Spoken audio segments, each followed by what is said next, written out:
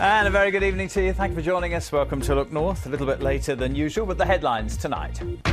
5 officers could face charges over the death of a man in police custody in Grimsby. More rail links to Lincoln. The Transport Secretary says that he is listening to campaigners. I want to see Lincoln get more and better services. I'll have to see what the various companies are putting in. Also tonight, a 5-year battle over a piece of land that could be the key to regenerating Sleaford. I'm live in the town where in the last hour councillors have voted to get a compulsory purchase order to buy the land, which could kick-start the redevelopment of part of Sleaford. And tonight, the puffin that swapped its clifftop home for a seaside cafe. It was a bit surprising for the staff that was working here because the puffin just wandered in. It just came and sat next to a dog.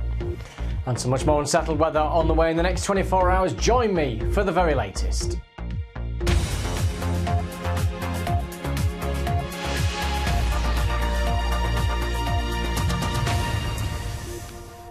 Good evening. 5 officers from Humberside Police could face criminal charges after a man died in police custody in Grimsby.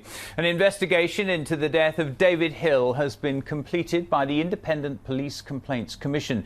Today, their findings have been passed to the Crown Prosecution Service to see if any charges will be brought.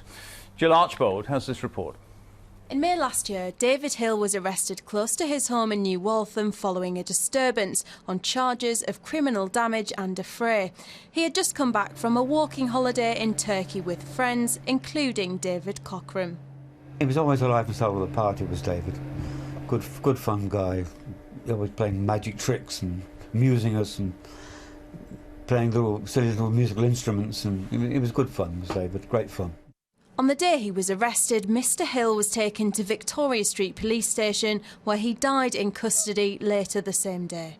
The IPCC were called in to investigate, examining the actions of 5 officers. In January of this year, an inquest into David Hill's death was opened and adjourned pending the result of the investigation. Humberside Police say the 5 officers under investigation, the 2 who arrested Mr Hill and the 3 who are working as custody officers here, have not been suspended during the 13-month investigation. Instead, the officers have been working in roles which would not bring them into contact with members of the public. Obviously that big stage is the big investigation, which has obviously taken a long time. Being very thorough takes a long time, and that's good. And now we move on to another stage and hopefully a resolution in the near future. Today the IPCC handed its findings to the Crown Prosecution Service. They will decide whether the 5 officers involved should now face criminal charges. Jill Archbold, BBC Look North, Grimsby. Of course, we'll follow that story in a moment. Tonight, calls for more powers to tackle street drinking in Grimsby.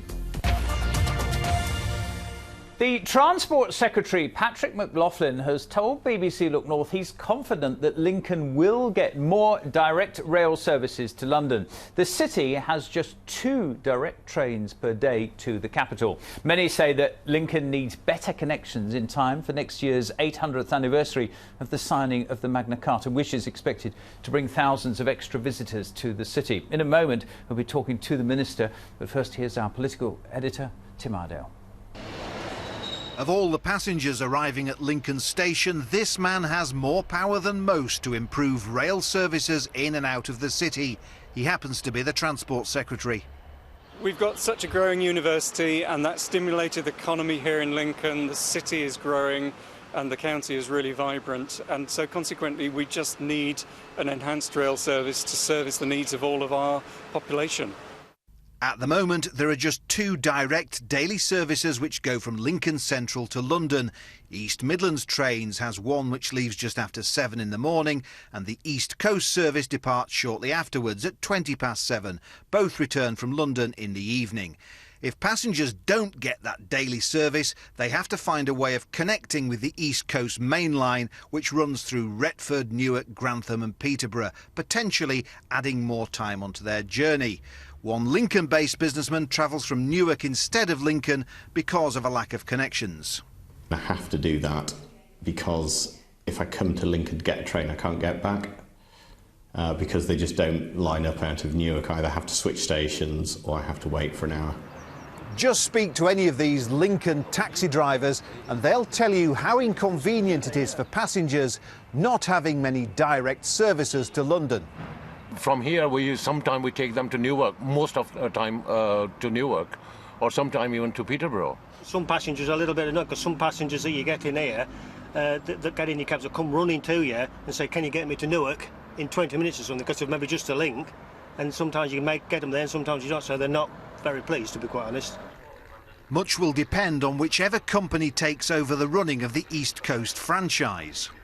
Can you guarantee this city will have better rail links for the Magna Carta anniversary next year? Believe me, as the Member of Parliament for Lincoln, it's something I've been pushing for since before I was elected, and I certainly hope that the new franchisee, whoever that might be out of the final three of preferred bidders, has taken on board what we had to say in the city. The good news is the Transport Secretary's train left Lincoln on time. The bad news is, like most other London-bound travellers, he also had to change at Newark. Tim Iredale, BBC Look North, Lincoln. I'll be asking for your thoughts in a moment, but I spoke to the Transport Minister, Patrick McLaughlin, while he was here and asked him if Lincoln was missing out by only having 2 direct services a day to London. Well, I think it's very important that we improve the services that we can to Lincoln, and I'm looking at a number of areas where I would hope to see an improvement for Lincoln, particularly with next year coming up and the very important Magna Carta celebrations and commemorations that's taking place. Is it fair that a town like Newark, with a population a fifth of Lincoln, has got 30 trains a day to London, and Lincoln has 2? Well, look, I mean, the truth of the matter is we are where we are as far as where the trains run at the present moment in time. That's one of the reasons why I'm very pleased that the new franchise companies have met with the local Member of Parliament, Carl McCartney, and has been taken through how important it is to get extra services. Now, that is being looked at the moment by the Department of Transport, and I'll be able to make announcements on that later on this year. 3 companies bidding for the East Coast franchise. Can you make it a condition that whoever gets it definitely offers a better service for Lincoln? Well, look, those franchises are the 3 bidders have now put their case into the Department of Transport. That is being looked at, and it's certainly one of the things I will look at when I see what they've come forward with. And can you confirm that you'll do everything that you can to help Lincoln? Well, I want to see Lincoln get more and better services. I'll have to see what the various companies are putting in. But actually, we are providing brand new trains for the line, so the IEP trains, I think, will lead to better services and faster services. And the investment that we're already putting onto the East Coast main line to take some of the freight wagons off the passenger line will be very important indeed. Minister, good to talk to you tonight. Thank you very much indeed. Thank you. Well, if you are in Lincoln, do you think there should be more train services to London? Where else in our part of the world needs better rail links to the capital? Your thoughts on this one? If you're in Lincoln particularly, be keen to hear from you. Or do you think that people should go to Newark, where, as we heard, the 30 trains a day to London, not far away, as we heard from the taxi drivers? If you want to be in touch on this one, we'll have some before we finish at 8 o'clock. looknorth@bbc.co.uk is the email address, looknorth@bbc.co.uk. Text number 81333. 81333. Start the text with the word Look North, and follow me on Twitter, Peter_Levy tweet now. As I say, we'll get some of your thoughts before we're done tonight. Some more news now in brief. An investigation into alleged abuse by Jimmy Savile at an East Yorkshire hospital has concluded that there was no evidence of any wrongdoing. It's part of a series of reports looking into sexual offences by the former television presenter at NHS hospitals. The Delapole Hospital in Willoughby, near Hull, closed 17 years ago. Investigators say a fatal accident in Hull on Monday isn't being treated as suspicious. A 37-year-old man from Doncaster died while working around the lifts at the Queen's House on Paragon Street. Hull City Council will now lead an investigation alongside Humberside Police and also Humberside Fire and Rescue. Work is still continuing to repair a gas main after an explosion in Scunthorpe on Tuesday.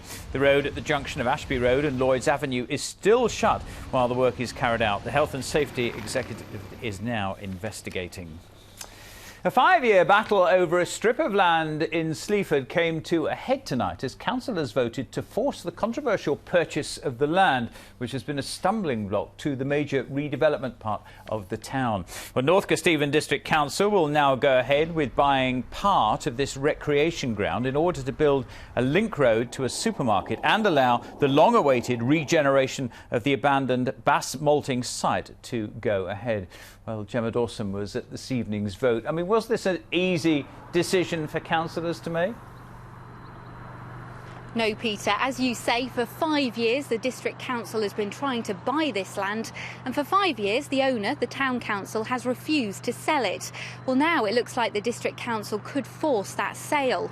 As you can see, there are a lot of people attending tonight's meeting. The public gallery was almost full, and many councillors took the opportunity to speak out at the meeting about the project. After an hour and a half, they voted, 27 for getting a compulsory purchase order and 10 against. Well, this was the reaction from people after the meeting. The victory has been won by us.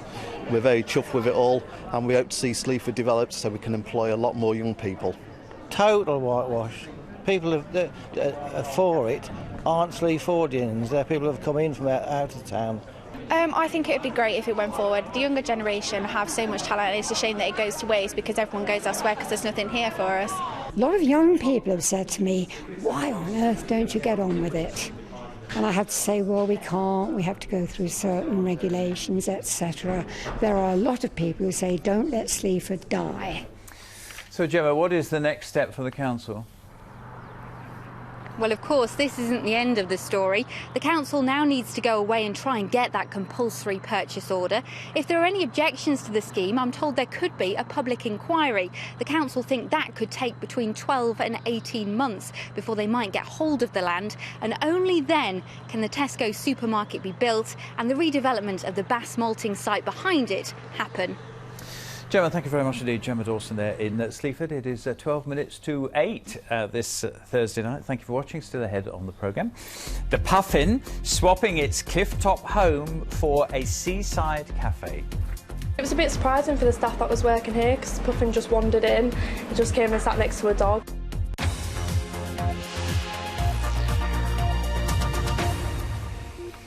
Right, Birding Cafe, news coming up in a moment. Tonight's photograph is... don't say anything, don't say anything. Now listen, this is the sunset over the Lincolnshire Wolds. This was taken by Wayne Porter. Now, many people asked this same question last night. There was a rainbow, even though there was no rain. Please, can you ask Paul what this means? Well, it wasn't a rainbow. It was, well, if you want the technical name, it's parhelion, but it's a sundog, and it's caused by the refraction of sunlight through ice crystals in cloud that's basically 25,000 feet up in the atmosphere. Anyone still awake? Oh, sorry. Well, that's all you, didn't it, it did tell me, yeah. Everybody said it was a rainbow. Shall we have a look at the headline for the next 24 hours, because things are turning more unsettled over the next 24 hours. It's cloudy. It's going to be cool tomorrow, and there will be some patchy rain in places. Not a great deal, certainly at first, but it may well be that this system gets its act together later in the day, particularly across Lincolnshire, where some heavy rain is possible late afternoon into the evening. And it's a very slow-moving weather front. There it is. Ahead of it, we've got a finger of cloud with a few spots of rain, but goodness me, it's been a beautiful day along the coast. Clear blue skies. Not the same for tomorrow. So it's going to be a cloudy night, a bit of brightness this evening, but cloud thickening overnight, bringing just a few spots of rain in places, a little patchy rain into Lincolnshire. By dawn, we will see lowest temperatures down to 11 degrees Celsius, that's 52 degrees Fahrenheit. So the sunrise is in the morning then at 4:32. Your next high water time in good old Skeggy at 6:56 tomorrow morning. So it's a cloudy, it's a cool day tomorrow, and there will be a little patchy rain in places through the morning and into the afternoon. Amounts will be quite small, but I think later in the day there's some uncertainty about the positioning of this rain band, but basically as far north as the Humber, some persistent and quite heavy rain could develop, and the further south you go, the more likely you are to run into that. At the moment, East Yorkshire just escaping with just a little patchy rain. That main rain band, though, affecting certainly Lincoln and Grantham tomorrow hour of tea time, so a wet commute here. East Yorkshire's temperatures pretty poor for the end of June, 14 and 15 degrees. Similar values across Lincolnshire and north-west Norfolk. That rain pulling out of the way on Saturday morning, and then the weekend, well, not too bad really. Bright or sunny spells with a scattering of showers. Peter, that's I can't even remember why we got onto the subject of pyjamas and onesies last night, but I would be very happy to see Paul in his PJs any time. Ah, right. Oh, you just don't want to know who that's from either. What about your bird then? In right, that cafe? we'll get to that in a moment or two. Oh, will we? Yes, we will. See you tomorrow. Now, Grimsby, Cleethorpes and Immingham could become controlled drinking zones under new plans to reduce antisocial behaviour. A 12-week public consultation has been held in North East Lincolnshire about the proposal, which would see police being given more powers to stop public drinking. Philip Norton has this report. It's a problem that leads to fear among shoppers and concern from traders. This is Freeman Street in Grimsby. Currently, there are no restrictions on drinking in public here, and that's something the council wants to change. It affects us in loss of custom, loss of revenue. People just won't come to our store because of these individuals on the street. Just got to be on your guard, and sometimes they can be quite nasty, swearing and aggressive. Drinking on the streets often results in antisocial behaviour. Now North East Lincolnshire's the latest area wanting stronger powers imposing across the borough to deal with it. The designated public place order the council is in favour of doesn't ban alcohol in public places, but gives authorities more power. They can confiscate alcohol if people are behaving antisocially. If they then refuse to stop drinking and hand over the alcohol, it can lead to fines or arrest. It enables you to tackle the antisocial element where people are drinking in the public place. It's causing a nuisance, it's causing annoyance, you know, it's fear of crime type issues for the public, and this gives the police the power to confiscate that alcohol. DPPOs have been used elsewhere. In Nottingham, the order was recently expanded across the city. Normally words of advice and a confiscation is normally enough. Where we get priority offenders, then there are other options such as ASBOs, injunctions, other forms of enforcement action. Back in Grimsby, the plans have been welcomed. Definitely agree with it. There's always beer cans thrown all over. Just drink them, throw them down on the way. I think it's just awful. They've been driven out of the pubs out on the street, and it's not good. It's a problem that needs addressing. They do cause a lot of trouble, really rowdy. Don't encourage people to come down here. And, yeah, could do with it off the street. Humberside Police say the consultation results will help them understand the scale of the problem and how to tackle it. Philip Norton, BBC Look North, Grimsby. Another one you might want to comment on, are wider powers needed to curb street drinking. Are they the answer to deal with antisocial behaviour in our towns? Maybe the off-shop should be banned from selling the high-strength lagers. If you've got a view on that one, there's the email address and also the text number as well. And there was a big response last night to our story about the clean-up cost of litter along our coast. Well, more than £1 million is spent cleaning up rubbish each year by East Lindsey District Council alone. Local authorities say it's money which could be better spent elsewhere. On the subject of littering, there was a big response. Thank you very much indeed for all of them. Just a few. Anthony, first of all, via text says, these litter bugs will only stop when they are hit in the pocket. Use some money to employ litter wardens and cameras. Stephen says, people caught dropping rubbish should be made to clear it up for a month and fined. Josh goes even further on Twitter to say litter should be picked up by criminals who are in prison. This would save money on costs to the government and also teach them a lesson. Thank you very much indeed for those. Hull City have agreed a fee with Norwich City for winger Robert Snodgrass, believed to be around £7 million. The Scotland international has had a medical and the deal is expected to be concluded soon. He scored 7 goals for Norwich last season, including this one against Liverpool. Beverley's Kyle Edmund has lost his first-round match in the men's doubles at Wimbledon. Partnering the Ukrainian player Sergei Stakhovsky, the pair won their first set but then lost the following 3 sets by the same score, 6-4. It was 4 close sets, so all 6-4 and just one break of serve. So it was a good experience for me, and obviously being young, trying to get all this experience, hopefully lead up into the future. So it was good to come away with two matches under my belt. Hull Kingston Rovers take on Huddersfield tonight in front of a newly named part of their stadium. The North Stand will be known as the Colin Hutton Stand in honour of the club president and former chairman. Mr Hutton has an association with Rovers stretching back over 5 decades. And just a reminder, you can hear that game on BBC Radio Humberside. Coverage has just got underway. The kick-off of the game is in 5 minutes' time at 8 o'clock. A Lincolnshire man who raised thousands of pounds for charity is up for a national award. 21-year-old Luke Birch from Doddington and his friend Jamie Sparks rode 3,000 miles across the Atlantic, raising almost £200,000 for breast cancer care. Now they've been nominated in the Just Giving Awards, along with Hull City's Tom Huddlestone, who raised £57,000 by pledging not to cut his hair until he scored a goal. Good luck to all three on that one.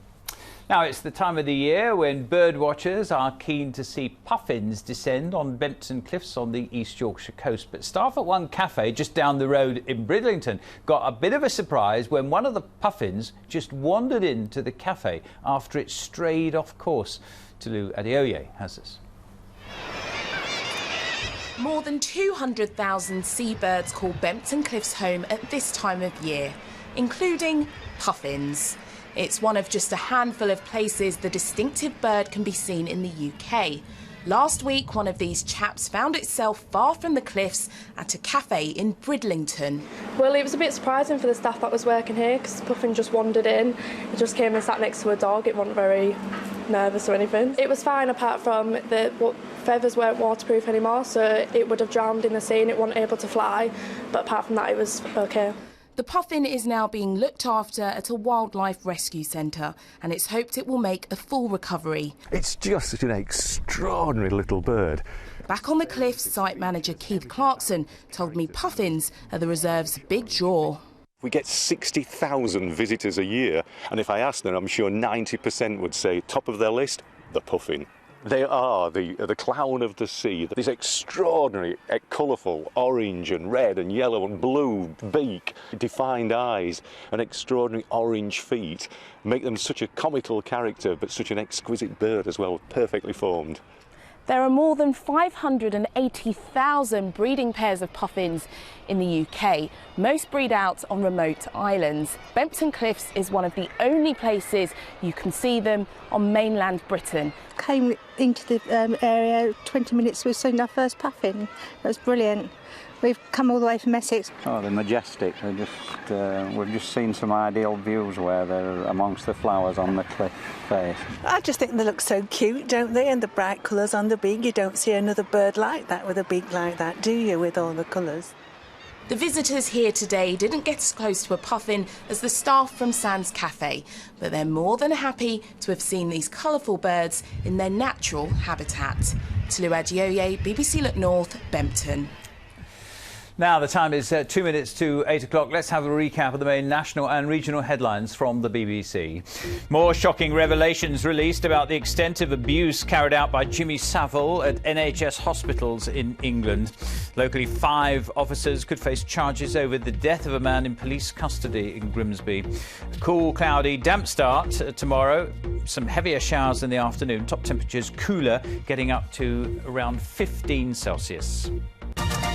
Now, response on the subject of trains from Lincoln. Michael says Lincoln's main line was taken away in the 1980s. Since then, we've been left in a railway wilderness. Disappointing and enraging.